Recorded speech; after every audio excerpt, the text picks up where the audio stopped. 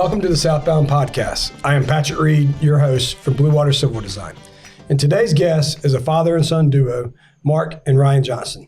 Mark is with Community Journals and Ryan is with 6 a.m. City. Welcome on today's episode. Hey, thanks for having us. Appreciate it. Let's start real quick with Ryan. Tell us a little bit about 6 a.m. City and y'all's media coverage coast to coast, starting here in Greenville, but reaching all the way back and forth. Yes. So we, as of January next year, we'll be in 24 cities. We started about a little over 5 years ago in Greenville, South Carolina. 6 a.m. was first and foremost product innovation out of Community Journals. And I like to say that we would have never been able to probably get the traction that we have to date if it weren't for the fact that we were able to launch it here in Greenville and with Community Journals. And so to date, Community Journals is still the largest kind of shareholder of 6 a.m. Mm-hmm. And it was kind of fun. My dad's always said that with their portfolio of products that everything that they've ever decided to do over the 21 years was advertiser and reader driven.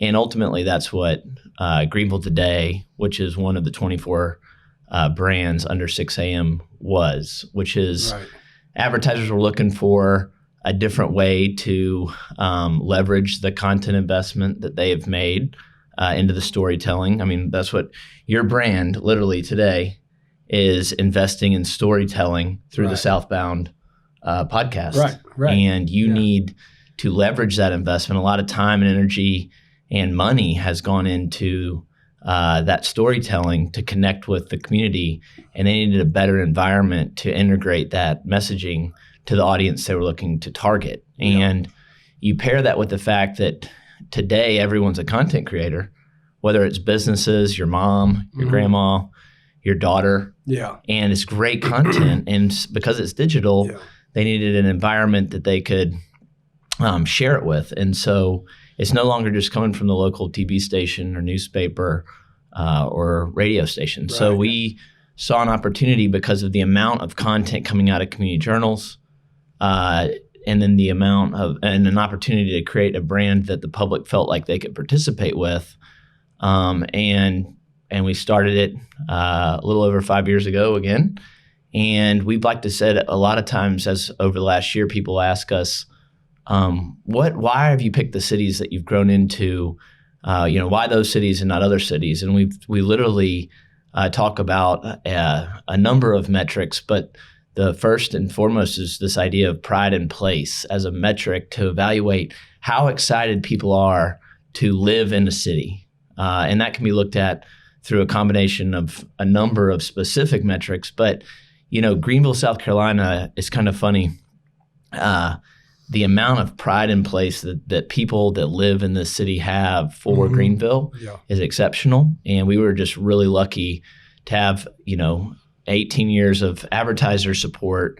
When we launched Greenville Today without a prototype, we pre-sold every single person that we pitched it to in 18-month commitments. Wow. So and they didn't know. You have nothing to kind of back on. Well, they had a general idea of the concept, but these were customers that had been with us through a variety of product launches, and they were very, very happy with the end result, and it makes all the sense in the world. And Greenville got us really going with 6 a.m. Now, the big question was, could you take this product remote where we didn't have the relationships? And when Columbia hit, things started to roll. And then when it went into Charleston and they could sell a regional buy in 3 markets, we all got real excited about that because I can't, our footprint for everything we do, short of some digital work we do, is in Greenville, South Carolina. Yeah. So we were kind of,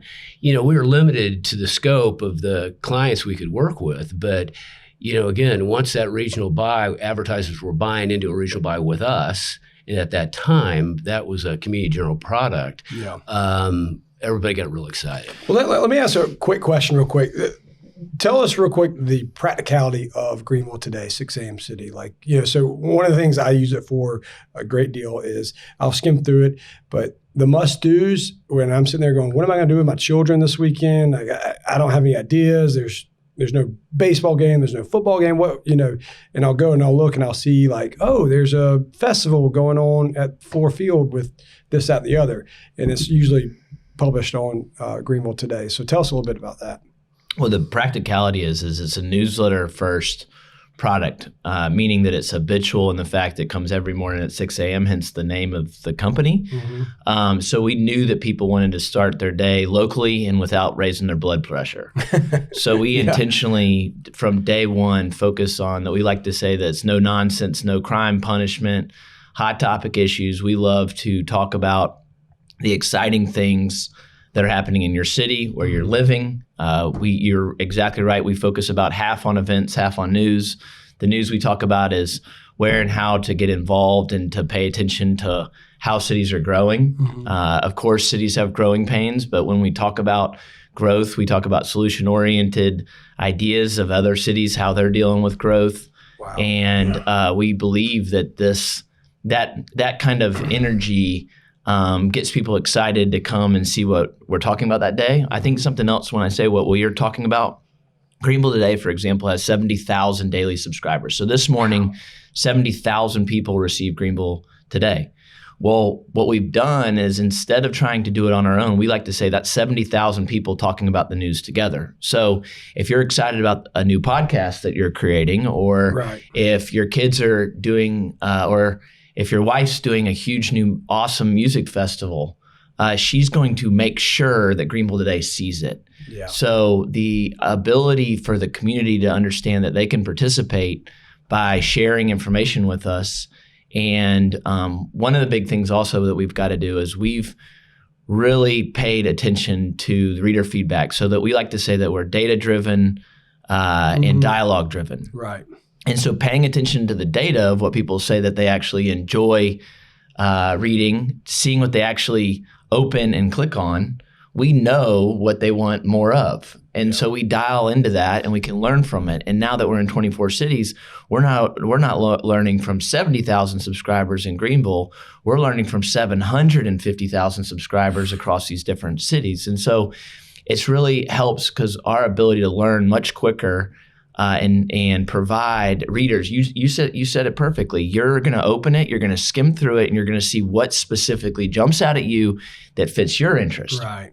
We intentionally have decided to not personalize the email, so you may or may not think that you don't care about local sports, but we intentionally do not feed you information just based on what you're telling us you're interested in, because we think that the more information that we can package in a very succinct manner, and if we can explain it properly and excite you about it, you might end up doing something that's outside of the things that you typically do every Saturday. And everyone benefits from that. And it leads to a stronger, better connected community. Right. And so that's been intentional. I think that the no crime, punishment, or politics has been important. And then really intentionally making sure everyone feels that they're part of the dialogue and conversation around the community. Right. Gets people fired up about being involved. God, that's amazing. True visionary work. And really, I want to backtrack 1 second and go to you, Mark, and get an opportunity for you to tell your story, because 6 a.m. City is an innovation product of Community Journals. But tell us how Community Journals got started, and a little bit about your story in the media world. Yeah, we brought our family here from St. Louis about 25 years ago at the invitation of the Greenville News. And at that time, it was owned by Multimedia. And it was just a wonderful time to be in the newspaper business. Yeah. A lot has changed in 25 years. Sure. And we had an opportunity to respond to some of the opportunities in the Greenville market. And the data, newspapers at the time were very big on market research. They studied their advertiser base, they studied their readership base. And everything was telling them for a long time that as cable news and the internet started to evolve, and at that time the internet really wasn't much of a factor, it was more cable news with just-in-time content presentation, that they needed to respond to that and with more local news and information, because getting regional and national news, you can find it all over the place and is really proliferated now since the time we launched the journal. So it was pretty black and white. The readers wanted more local news and information, and the advertisers wanted a more focused target with better discretionary income. And they couldn't afford to just mass market anymore and waste dollars on a target that might never come into their store. Right. So, we took a step back and said, hey, what if you had a product in this medium that focused on local news and information and targeted a specific demo? And it was more a model at the time. We figured that based on the research that it would work, but would the advertisers pay the premium for the readers and the distribution? And that was the $1 million question, because as you look at daily newspapers and how they've evolved over time, local news and information is on the wane. They have some of it, but not like they did 25 years ago. Right. And the reason for that is it's expensive. I mean, you can't we have no wire, and we have to assign and write and edit and shoot photography and video all here locally. So, fortunately for us, the advertisers did see the value from day one. It's been a great ride, and we chuckle when we hear folks talk about print being dead.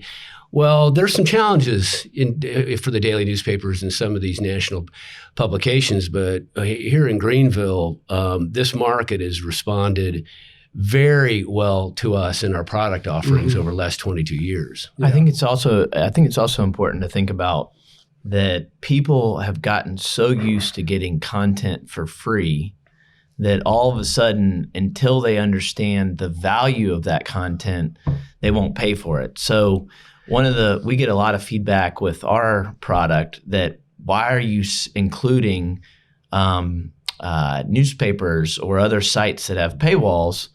I hate hitting the paywall. I hate it. Well, my point is if you've told me about the third time you tell me a show that you tell me that I really need to watch or that I get excited about watching on Hulu or Netflix, I'm probably going to subscribe to Hulu or Netflix. And I think that what 6 a.m. does specifically is, as local content creation and as that space for people that are creating expensive content, as more and more people are interested in it and it's high value content, there's going to be a shift to people being more comfortable with paying a premium for that higher value content. Right. And so one of the roles that we play into kind of the mix with the different cities that we're in is helping bring more attention and awareness to this great content that's being created. Yeah. Yeah. Mark, real quick, tell us a little bit about the 4 or 5 featured products of community journals. When we launched with the single brand, the Greenville Journal, in 1999. And shortly after that, we saw an opportunity for more brand-oriented, glossy publication, and we launched At Home Magazine. That was our second product offering. And then we started looking at the opportunities in the ADI, this metro market. We're watching what was going on in Spartanburg and Anderson. It was kind of growing together at the time. And we launched the Spartanburg Journal and the Anderson Journal at the same time. And we were growing with those markets. What year was this again? It was probably 2005. 2005. So shortly, maybe 5 years in, and those products were going well, and then the recession hit. Right. And I tell you what, the recession just almost put us under, but we backed out. Anderson was growing, but it was barely breaking evens, and we needed more resources in Greenville. So we shut that product down, which was tough because we made quite a commitment in Anderson. Anderson appreciated our work down there, but the advertising base just wasn't there prior to the recession, and we knew it was coming. So we moved those resources to Greenville, which we needed, and held on to Spartanburg for a while, and eventually needed a lot more firepower in Greenville to do the work that we were doing. So, but since then, and then Ryan was in Charlotte working for a commercial real estate company. Ryan and his wife Erin wanted to come back to Greenville to be closer to her parents and obviously closer to us too, which was great. And he started helping me at that time. And one of the first things that came out of that relationship was the Upstate Business Journal. We had business news in the Greenville Journal, but it wasn't perceived by the business advertiser and marketers as a business publication. Even though the demo was there, some of the information was there. And under Ryan's leadership, we launched UBJ. And at that time, it was 52 times a year. It ran right with the same publishing cycle as the journal.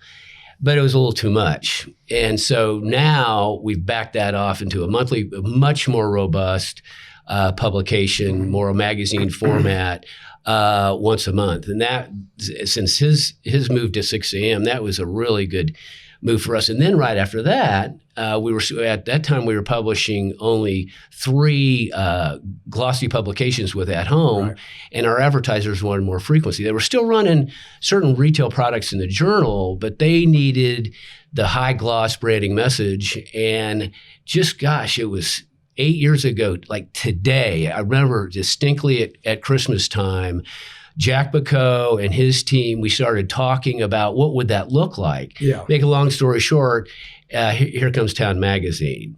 And that has been really a blast to publish. It gives us a different opportunity. Can you talk a little bit? I think it's been interesting watching Town evolve over the years. You talk about a smaller town like Greenville trying to identify the makers and creators and stories to tell on that level. At some point, while I know it started kind of more Greenville-centric, it seems that over the last few years as it's grown and the team's grown, it's almost more of a regional read about the upstate region. Can you talk about that? Yeah, and I was thinking about this when you were talking. Greenville is a perfect market. It was a perfect market for the journal. It wasn't too big because we would have had to have multiple zones to cover local community news that was relevant.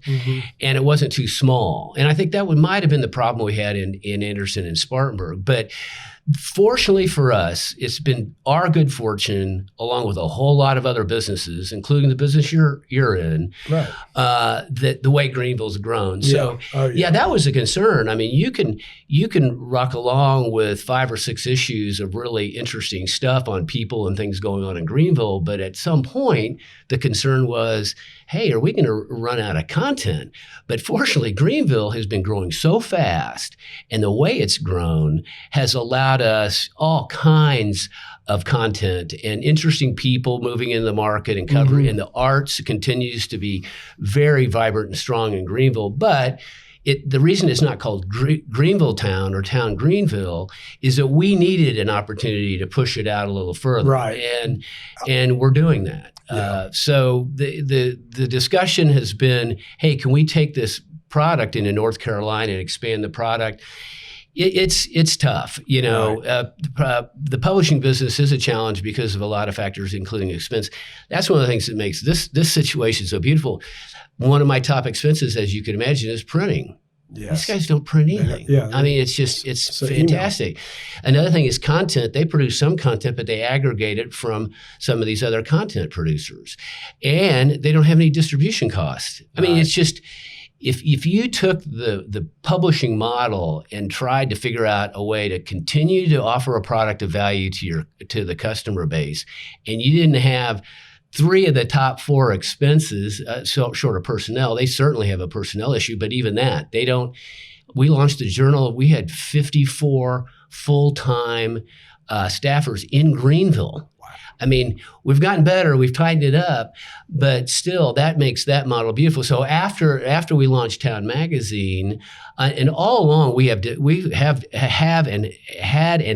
digital products in this market. I mean, we probably, I know we run more local advertisers on our digital platforms than I think these guys do. But it was a traditional digital. It was content that was already running in our publications. So we've had digital all along, but after Town launched, we wrote it for a while and said, listen, we got all we can handle, 4 good products. They were 4 good publications. They were doing great, but just recently, we're real excited. I told myself I'd never do this in my career because Ryan took care of 6 a.m. City. Our involvement is arm's length pretty much on that, even though we do benefit a little bit from the analytics, a little bit of the trends that these guys are pulling out of the access to their platform. But we are launching a new product in January. We're real excited about it. It's called Vive.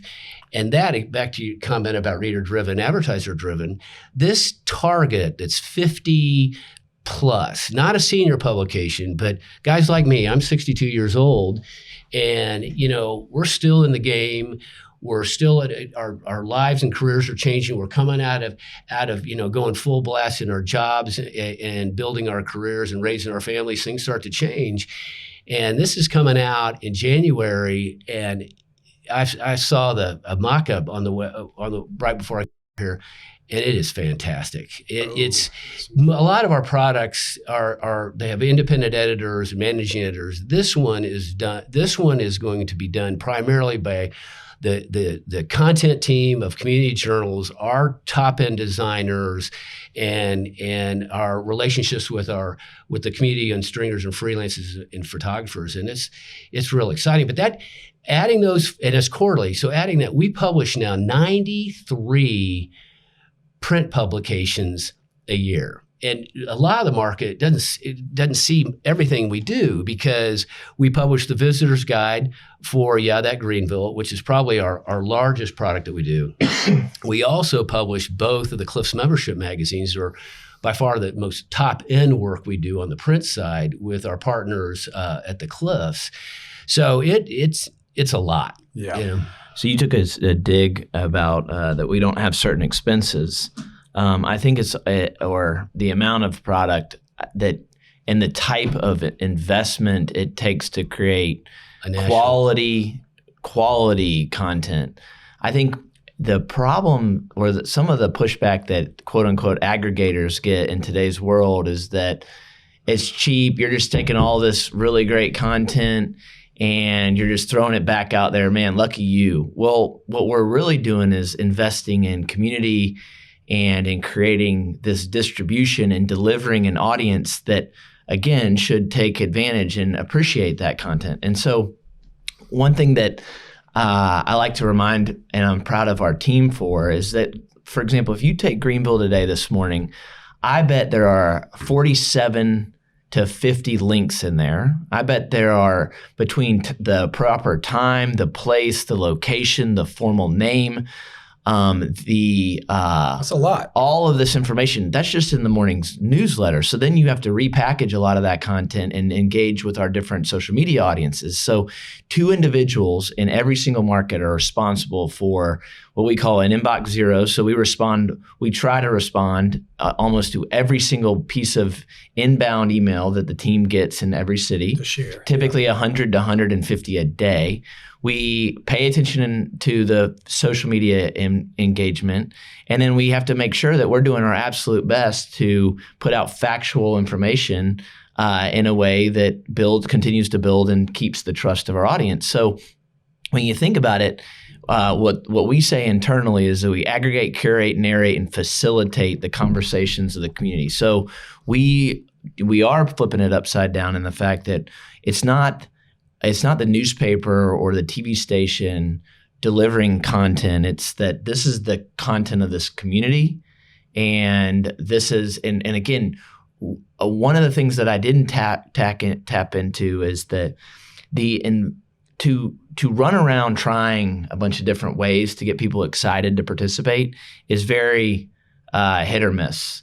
The data and being able to make or hypothesize that this might work, let's try this way, but being able to then look at what works and what didn't work and to build a process around it so that as we roll out these other cities, that we have the highest hit rate. So making sure that we can onboard new staff members, that the audience loves the product consistently, and that the advertisers have the ability to work with us across markets. So as you have banks and hospital systems that, as consolidations happened, they have desire to participate with us in multiple markets. So 30% of our advertisers are working with us in 2 or more of our 6 a.m. cities. And so that consistency for both the reader and for the advertiser is absolutely critical. And one of the things we were able to do is along the way is Ryan Heafy, who happened to be recruited to Greenville by a local aerospace manufacturer. I had met him at Leadership Greenville.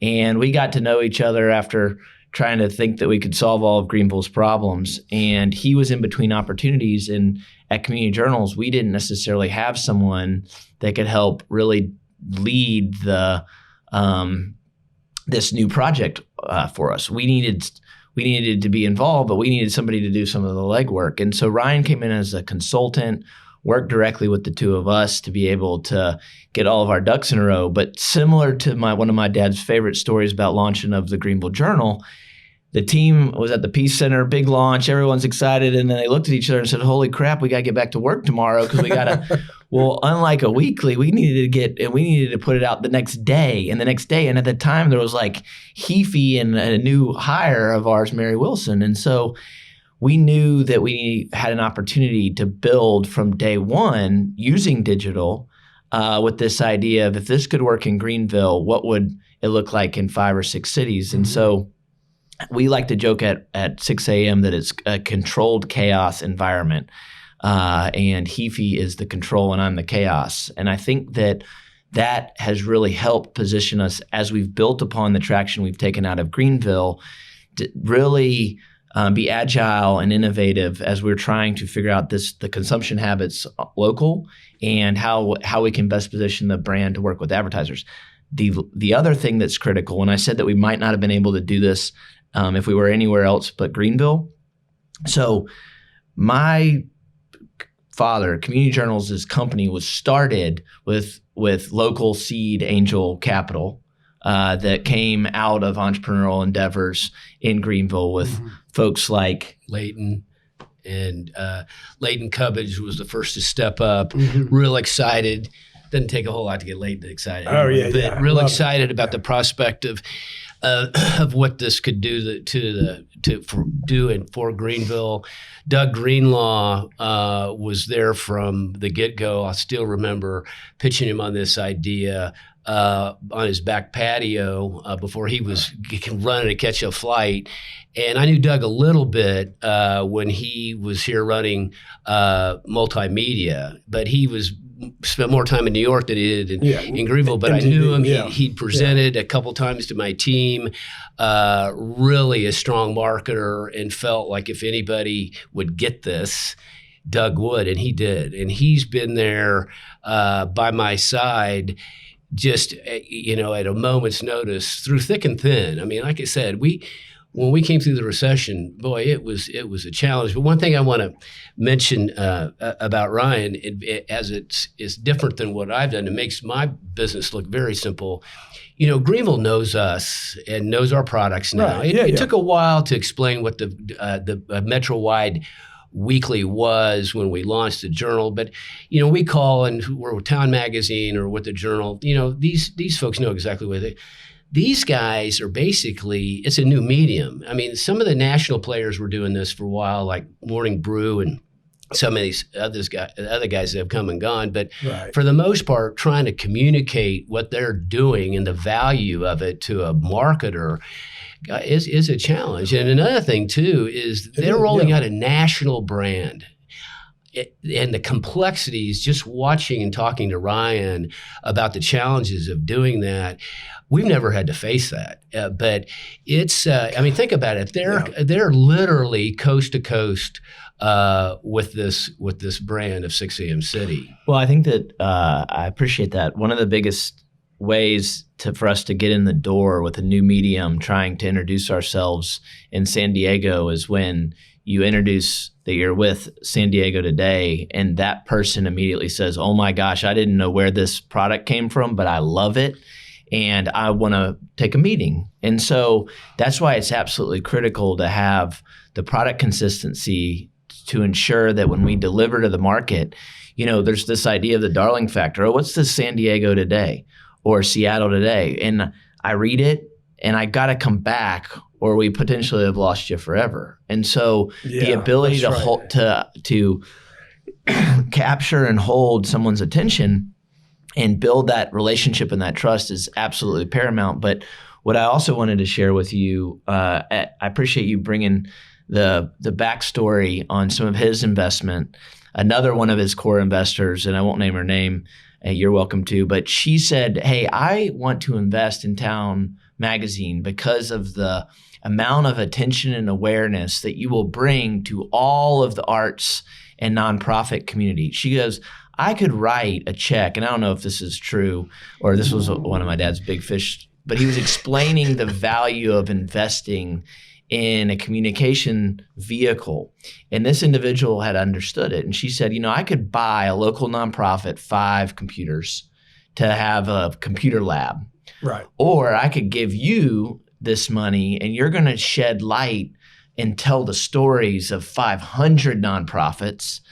And that awareness, because you can't be activated if you're not educated. So if you're educated and you now know about this nonprofit and you understand their story or what their mission is, you can get excited about it. And that investment can come in a lot of forms. It can come in the form of writing checks to help build maybe a playground or to provide meals. It can, or it could be the time and commitment that you might get excited about joining that board. It's going to grow like a tree. You're going to have roots going everywhere. You're going to have branches going everywhere. Well, and just like I mentioned, farther. My first contacts with Doug, and I'll tell you who it was. It was who it is. It's Sue Priester. And I'm glad you brought that up because initially we were raising money for Town Magazine. And I think the more Sue understood about what we did and the contribution we were making in Greenville, she ended up investing in community journals. And she is now a valuable consultant for us across the board, primarily Town Magazine. But yeah, you're absolutely right. I mean, these are very strong supporters of our community. Mm-hmm. And, she's been with us for years now. And that initial investment, I'd like to think, is paid off for Greenville and will continue to pay off for Greenville. And we feel pretty good about that. Absolutely. And I think, and if you fast forward, our ability to break out and take on the funding that helped lead to our growth came specifically from, first and foremost, it came from our first 2 angel investors, which was Sycamore Investments and from Irwin Creates, and so it was a boost of confidence when Joe Gretchen and Doug Irwin believed, as a very, very successful entrepreneur that again had spun out from I believe Henderson or Anderson advertising and built and turned EP or Irwin Penland and then EP and Co. The idea of that we could roll in and say, this massive ad agency headquartered out of Greenville, South Carolina, is one of our core investors was really helped probably open some doors. And so that was first. And then being able to leverage the South Carolina angel tax credits, that we were a high growth company, and our relationship with Venture South, who has been with us literally every single step of the way as we've raised and evolved the company. And then SC Launch as well. Those organizations supporting this entrepreneurial community, I don't know if we would be here without them. And so I think as Greenville in South Carolina grows, that it's just very, very, and as the South grows, having the fund, both whether it's local private investment or a community that can fund these ideas and these entrepreneurs is going to be really critical to help quote unquote shape the South. Yeah. Yeah. Well, no, this is great. Let's take a quick break and we're going to come right back. The Southbound Podcast is sponsored by Blue Water Civil Design. Blue Water Civil Design is a professional civil engineering firm located in Greenville, South Carolina, serving the southeastern United States and beyond. Started in 2010, the firm is bound together by 4 founding professional engineers with more than 100 years combined experience in all aspects of civil site work engineering, land planning, site selection, and analysis. For more information, please visit us at bluewatercivil.com. Welcome back to the Southbound Podcast. I'm your host, Patrick Reed, here today with the father and son duo, Mark and Ryan Johnston. They've been sharing their stories about the creation of community journals in 6 a.m. City, and it's been fantastic having you guys on board today. Going back to you, Mark, I want to go back to the Greenville News days. The research and the data that was coming in was available to everyone. What happened? How was there a disconnect to what you saw and what they were seeing? Well, I don't think the newspaper business is any different than a lot of other businesses and industries, whether it's healthcare or some of these other areas. I mean, they're constantly they're businesses and they have shareholders and they're looking for efficiencies. And, I feel strongly now that if multimedia was still going strong and Steve Brandt was over there, we wouldn't be having this conversation. I don't think so. Wow. When Gannett, I remember distinctly when multimedia was put up for sale, and I was a sales guy. I mean, I was far removed from what was going on, but they put the company in play, and employees were thinking, well, God, what's that mean for us? Well, as we looked at the information came out about who our suitors were, and you're looking at pension funds and teacher pension funds, and it went on for a while. And then again, distinctly the day that Steve Brandt called me in his office and said, we have a buyer, and it was Gannett. And at the time, this was a very well-run company, right, but it was a big company. It was highly centralized. I mean, we were working, the flagship daily for multimedia in Greenville, South Carolina. It was growing like crazy. Right. It was a blast. I mean, it was a perfect situation in this market, certainly for me and my family. And here we go. And things started to move. And again, nothing against Gannett. I mean, they were, I want to say, we're an $8 billion company. We were huge. Right. And things started to change. And with that change, it just wasn't Gannett, the paper's Gannett. It was almost to every market where traditional plugged in publishers were being replaced by financial guys. And because it was the times were changing, media was changing. They're trying to be more efficient. And the revenue just wasn't there to the extent that it was. I remember coming to Greenville from St. Louis. It had basically 2 main department stores. God, remember when J.B. White was here? Yeah. I mean, Belk Simpson was running and gunning, White's. J.B. White and you had Rich. I mean, you had them all here. There was 5 or 6 major department stores running an awful lot of advertising. There were times, literally, when the daily newspaper couldn't publish all the color advertising that was rolling in. Well, that was changing, with cable news and internet and a lot of these direct marketing strategies from these retailers. And, that's when it started to change. And they had to get smarter and sharper about their business. And that was 25 years ago. And a lot has happened since then. And I think that was one of the reasons we saw the opportunity to, not that the daily newspapers aren't connected to the community. I mean, I don't think dailies get their credit. I mean, it's just the most amazing thing in the world to walk out and see your daily newspaper sitting. And certainly when there were two news cycles, morning and evening newspaper. And that was another thing, I think. The old Piedmont. Looking back, frankly, I think that almost to the market, not just Greenville, they killed the wrong one. And I think if Greenville would have stayed on focus with the Piedmont model and focus on local news and information and let the cable guys and the internet guys and everybody and TV cover regional and national, international news, they'd probably, I don't know, who knows, but I think they might be still going strong, but they didn't. And this is the same thing that happened in Kansas City too when I was there. Kansas City Star, evening newspaper, local news and information. The Times, morning newspaper, killed the local newspaper, renamed the Times the Kansas City Star because it was the brand and the most brand equity. But, I think they're looking back the same way. Well, that made it just wide open for us to say, hey, look, we're going to dive in and provide the local news and information, and the fact that we are, we're centralized, but we're centralized in the conference room with about 3 of us sitting around the table trying to decide what makes sense. Right. And that was our entrepreneurial spirit.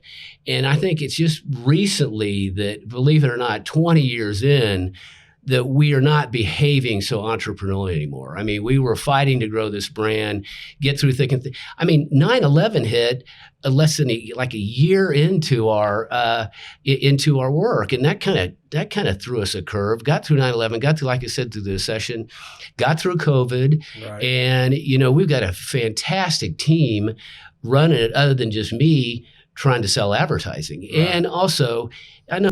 Kind of hokey, but we have a group of advertisers that have been with us since the very first journal in every issue. Think about that type of loyalty, because they see the benefit of our product in this market. Absolutely. And so we keep talking about how great Greenville is. That's a big part of this. And I also want to, thinking back now that I've been in this business a long time and looking at our product offerings and to our readers and advertisers, is it gets back to the value of the content. And I think we do work hard on the value. You see the writing and the photography that goes in, and the editing that goes into what we do, and the type of stories that we publish.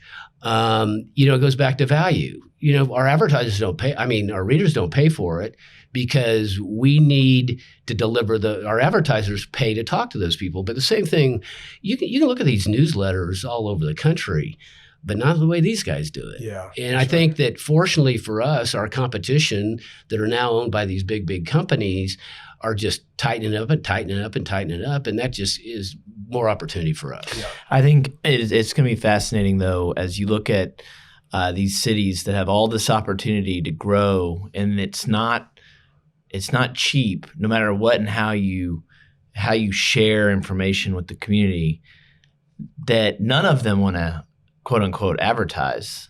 Right. They all want to either pay an internal person to run their Instagram or a PR company to pitch stories, and they really, really want everybody to include their content, but they won't pay anything to advertise, whether it's, they will, so I don't want to say they as everybody. Right, but if people really understand and value the importance of a strong communication vehicle, or ideally vehicles, you really need, people ask, they say, oh, well, wow, you're going into Nashville.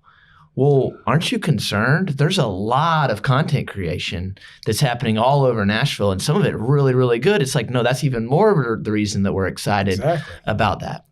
And so, it's really important for growing cities to excite people and get them plugged in to have, this infrastructure, specifically around communication, to hold talent there that lives there. Mm-hmm. So to get them, you talk about a tree with roots. People have got to be invested to want to stay, or to say, you know what, I'm not going to go find a different job. I'm not going to go move to Boston. I am important and want to raise my family in Greenville, and it's important for me to stay here because I want that for my family or for whatever it is. And for you to keep talent or to attract talent, you got to know what's going on. What's going on?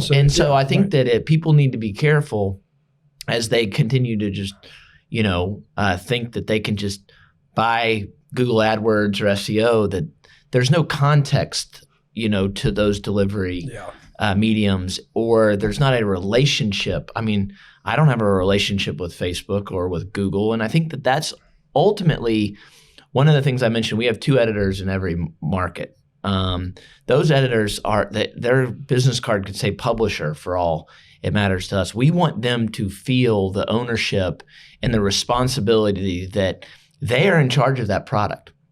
It's going to live or die on how much they feel in control and excited to show up to work, to own the opportunity to. I like to say that, hey, if you walked out onto Clemson onto Death Valley and you had 70,000 people there that showed up because they were expecting to be entertained or to be educated properly, that's a big responsibility. Yeah. And if you want them to come back the next day, you've got to do it well. Yeah. And so I don't know. I think that it's these cities, especially these higher growth cities, these tier 3 cities that are now on their way to be a tier 2 city across the South, the Savannahs, if they don't have hopefully for everyone's betterment, that the Daily does get better at covering local news and content, that the local nonprofits continue to invest to quality journalism and content creation. And it's just, people need to know that, or to not take for granted that there's just going to always be something out there for me to get, because if there is, it's not necessarily always going to be quality. Yeah. Mark, real quick, tell us when you had this idea to start community journals, where did you kind of start? Where was kind of your starting point as far as, your first brick and mortar kind of area?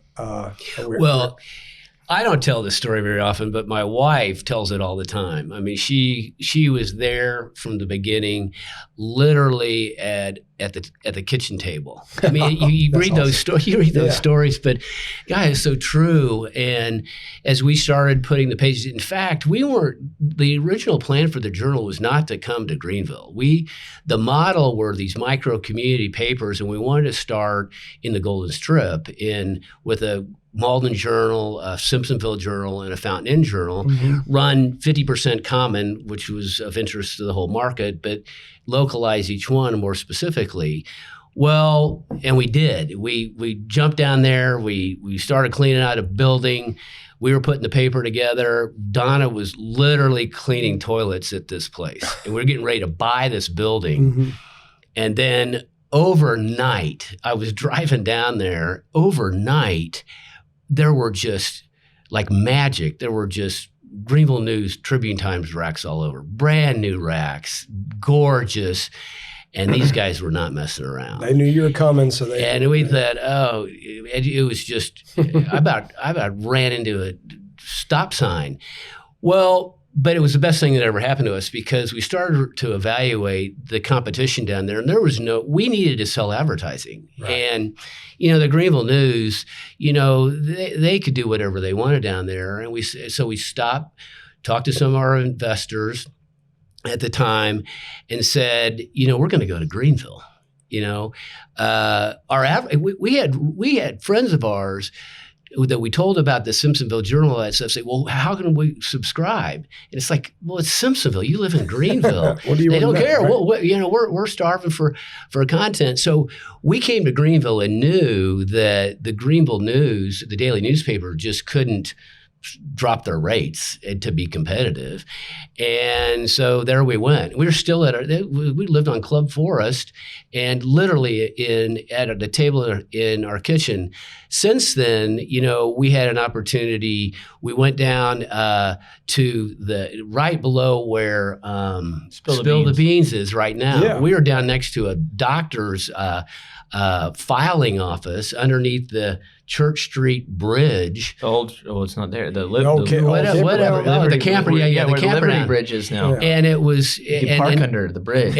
And here we go. Right. And we were producing the paper on a disc, and driving it to Columbia. I drove it down a lot. Everybody drove it down there. And I wish we would have kept a journal on the journal, because some of the craziest stuff has gone on over the years. But so we were there. Our servers were on the second floor. We were on the first floor.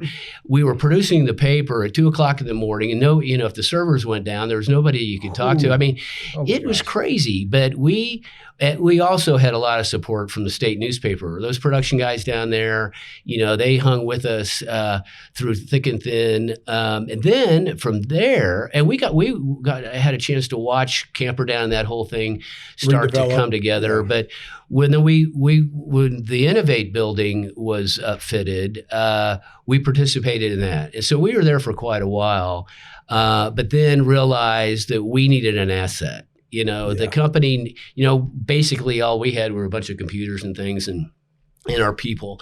And so we wanted an asset. And then we started to look at the village of West Greenville. But at the time, it was a little too early, when we started looking at it. So we stayed at the Innovate building. And then we decided, Ryan said, let's go take a look at the village. And we did. And I said, I don't know. And he's pointing these two buildings, one of which that we're in right now. The other is right across where the Anchorage is, plus that area. And I just didn't see it. Ryan did. He'd had some experience with that.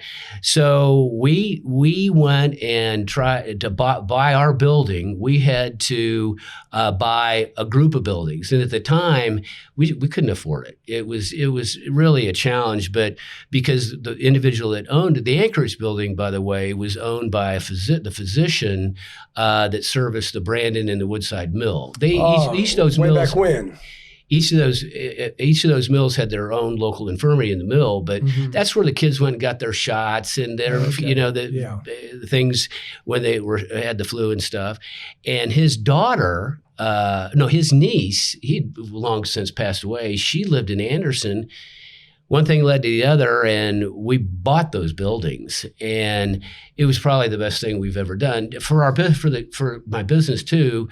But then the village started to rock along, and I think that when Ryan convinced Greg McPhee to come in and put his restaurant there, that really helped out. And then the city of Greenville has really done a great job for us out there. They have come out over the time we've been there, past 6 or 7 years that we've been out there, going on 8 years now, every year are enhancing that area. Yeah, and they fixed all the curbs on the north side of Pendleton one year, and then they reinvested on the south side of Pendleton. They put in a really nice parking lot out there.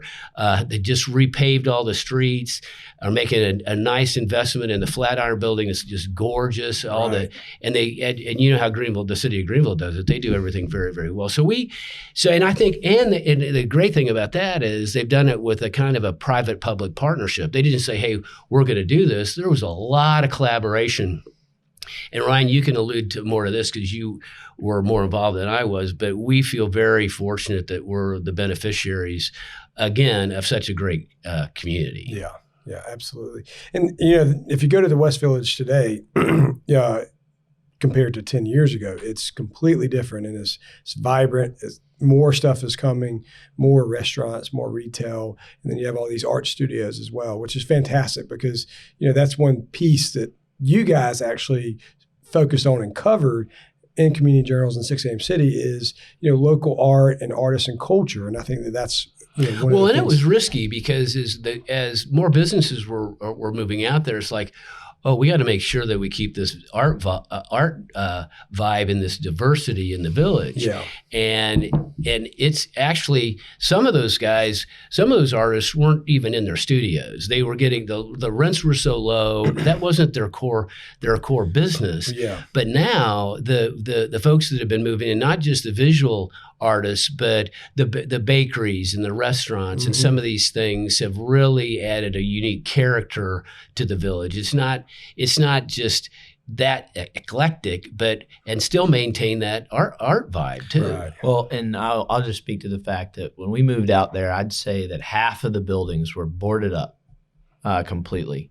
The city had their facade improvement grant that the village was eligible for, which really incentivized and helped make it a little bit more affordable to put new glass on some of those buildings. I learned early on, I remember one of my favorite quotes from an artist when I was trying to get them to commit to a certain set operating hours, because one of the challenges when people would walk around, locals or folks from other areas visiting the village, they'd say, well, I went out there and one or two things were open total. Well, one of the challenges, I was trying to get the artist to agree to set operating hours. And one of them said, well, let me just ask you this, to your point, Mark, about the artist being on the road and not being necessarily there. He said, do people come knocking on your door all day long when you're working and ask to speak to you and talk to you? I mean, would you ever get any work done? And so a lot of the artists were using their space as more studio space, but it was retail. And so it wasn't like a studio off in some warehouse somewhere. Right, and so what we've done is, and I've been proud of it, is that the rates are still well below anything of a standard CBD market rates. Yeah. And the success on the village has been around the content creators, which are the tenants. So when you have tenants that put in the sweat equity to ensure that the experience with their product is different, it's unique, it's special. You talk about quirky, you get the hell out of the way of some of these creatives. And I mean, look at what's happened with the Village Grind. Yeah. And so they are, and that's that authentic feel, and you can almost smell the sweat, not in the Village Grind, but my point is, you can see the passion, energy, and people want to be part of stuff like that, whether it's, at the Village Grind or Coastal Crust or, the local butcher. If you haven't been to the butcher in the village, you walk in there, I hope you're not behind 2 or 3 people, because it might take a little while, because that guy's going to treat you, the owners and the team there will treat you like you're the only person there. Yeah. And so that relationship, and so when I say content creators, that's what everyone starts taking pictures of their food and their experience while they're there. And before you know it, the marketing the cloud behind making sure that people are aware of those establishments it just takes off and it promotes itself. Yeah, and I think the folks that are investing in the village get it. They understand. They're just not going to put a business out there that, doesn't fit or doesn't meet the community. I mean, we kind of got it started a while back, but Steve Navarro made a commitment out there to Po West. I mean, that was an old, dilapidated manufacturing facility, just nasty. I mean, they were still in business, but it offered nothing to the community. Right. And now look at Po West today, and look at the diversity of the tenants in there, and the diversity of the people that use that. And Henry Horwitz and his son Harrison came out there and made quite an investment. And now they got a really cool barbershop in there. Mm-hmm. And again, I wish we would have taken some photography 7 or 8 years ago, because these buildings literally were disintegrating. Yeah. And now I think it took a whole lot of people to make an investment out there to build what's out there today. You know what else is really cool is when y'all Community Journals and 6 AM City put a publication out of the old, like an old Greenville of Eugenia Dukes' market.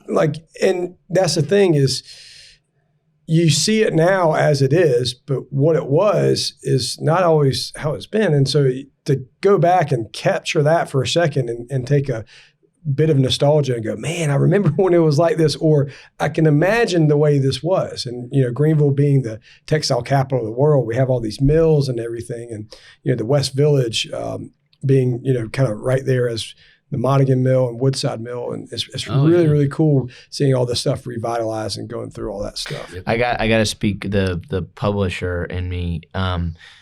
Something else to pay close attention to is Mill Village Ministries and Dan Weinbrenner, who's been out in the village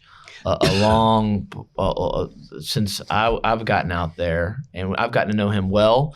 And they've got an opportunity. They're going to be setting up shop on Pendleton with a massive a large operating center that they're going to be able to run specifically their village launch initiative out of. And so like this Thursday, they'll have, I think, their 7th Third Thursdays, which is in partnership with Po West, where they have literally a street festival of tents highlighting and promoting minority and women-owned businesses. And so one of the things that we've had the opportunity to do since the village is relatively new is to be more intentional in how we grow the village and include all of Greenville and all of the entrepreneurial community. So, whether it's, sexual preference or skin color, I think that where the village is today, if you were to come out and walk around and meet the business owners, talk to them about why they're there, you talk about nostalgia. I think having that as the progress that we have and with the current environment of tenants and ownership, a bunch of artists now own buildings in the village. That's awesome. Yeah, I mean, that's killer. So as far as we're not just going to try to sustain, we're going to try to grow the diversity. And so when folks represent everybody. Yeah, and I think that there's so much conversation right now around inclusive growth. It's one thing to study it. It's one thing to talk about it. But I'm really proud of the current makeup of the business ownership out there. And I think if we're smart and if the community, we talk all about economic development. I mean, we need economic development focused not only on the innovation and the investment of robotics factories off of 85, but on true community investment on the street level. Yeah. And I think that if we do that well, and you pair that with communication vehicles like we have to say, hey, there's this thing called Third Thursday, come out and invest in these entrepreneurs that live here, that are trying to raise their families here. Mm-hmm. It's powerful. Right. That's awesome. Well, let's go to kind of one last question, one last idea to kind of focus on is, and this is going to be, y'all pretty much touched on a lot of it already, but how about some future trends? What are some things that you guys see coming up in the next 5-10 years of the upstate, of the South, of Greenville? Where's something that, you could, make a plausible guess or estimation about in the future? Well, that's $1 million question. I think Greenville has done a lot of things right over time. I think what would help us is, when I grew up in Kansas City, and Kansas City had, the Hall family with Hallmark cards. I mean, they were dug in, they were there. Spent some time in St. Louis where you had the Bush family with Anheuser-Busch. They were dug in, they were big supporters of the community.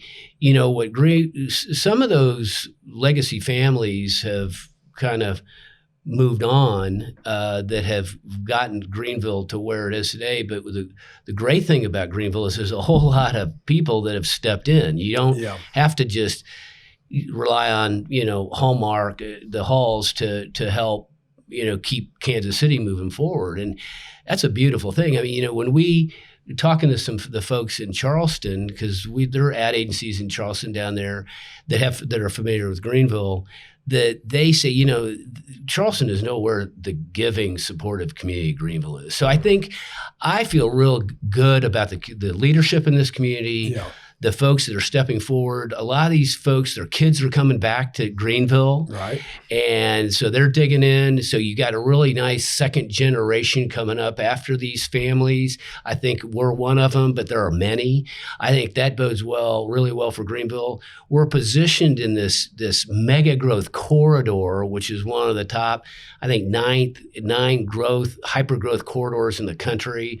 So, I think there's a lot going good. I'm really, really bullish about this. I'm excited for Ryan that he can headquarter his business out of Greenville, South Carolina. These guys, they're not in San Francisco. Right. I mean, they're doing this type of stuff in Greenville. And there's a lot of other these kids that are like Ryan doing the same thing here.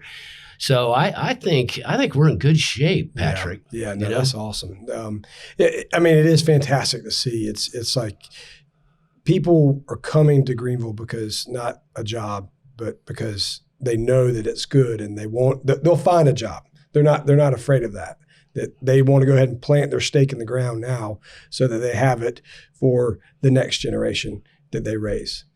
Yeah, I'm heavy, or I'm betting on the old and the new. And to what my dad said is that Greenville has a sense of openness where you have folks that have been plugged in, that have put in the work, that have an open door policy and an open door attitude to meet people that have decided to move to Greenville.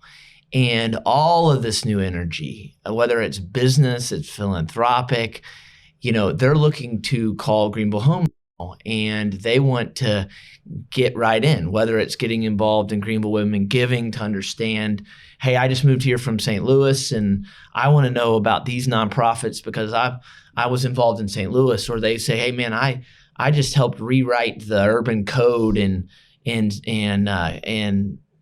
San Francisco. And I'm just looking at what Greenville's going through and wow, I want to get involved. How do I get involved? Yeah. And I think that in the South, in these cities especially, because again, just playing luck. I mean, I read also, someone told me that had just moved here from St. Louis. He had a top list of criteria. You hear those stories all the time. This was literally one of them. And he said that one of the top 5, Greenville has some of the best weather in the whole country. Number of sunny days, all this. And I think the proximity that we have working for us, that you can, you talk to people all the time. I can be on the lake, one of multiple lakes in 30 minutes. Yes. I drive a little faster than some, and I can be on the coast in 3 hours, or in the mountains in what? An hour. Hour 15. Yeah. So I think we're going to continue to attract kind of an outdoor lifestyle, outdoor enthusiast. Like Denver. Yep. And I think that hopefully that will create continue to have amazing outdoor facilities like parks and rec. That will attract these individuals. But ultimately, I just think we're going to continue to attract people.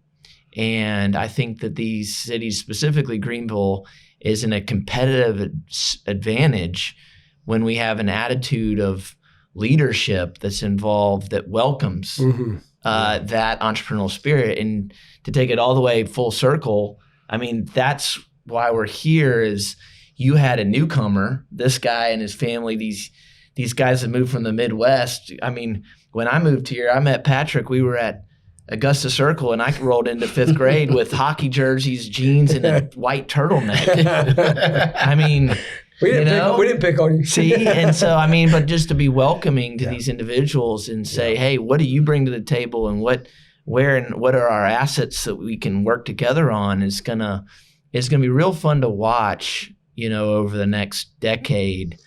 Specifically as all these individuals find themselves as newcomers into these cities. And so across the South, which COVID expedited. So the COVID shuffle has hyperactivated all of what trend has been tracked. And that is, the decentralization of the bigger cities and another migration down South for sure. But it's been very exciting to see. Well, listen, Mark, Ryan, thank y'all so much for being on the Southbound podcast. You guys are true influential leaders of the South. We appreciate all you do in your outreach to the community and connecting everyone with information. Well, Ryan made the comment, you had stepped out of the room, that, thank you too for doing this. Oh, because absolutely. Yeah. This messaging is a little different than what I'm providing. It's a little different than what Ryan's providing. And it's so refreshing to see. And I think to the comments we've talked, I mean, you're sitting at the table too. So good job. And thanks for doing this. Thank you so much. Well, maybe we'll do it again. Okay. Yeah. Thank you. Thank you.